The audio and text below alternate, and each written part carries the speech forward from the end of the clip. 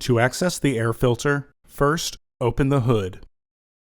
Insert the hood prop rod to support the hood. The air filter is located here. Pinch the tab to remove the mass airflow sensor. Use a pair of pliers to release the wire harness from its catch. Disengage the fasteners. Lift the housing to free the tabs from their catch. Remove the old filter. Insert your new filter into the housing. Reinstall the housing by sliding the tabs into their catch. Relatch the fasteners. Reinstall the wire harness.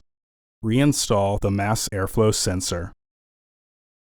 Remove the hood prop rod and close the hood.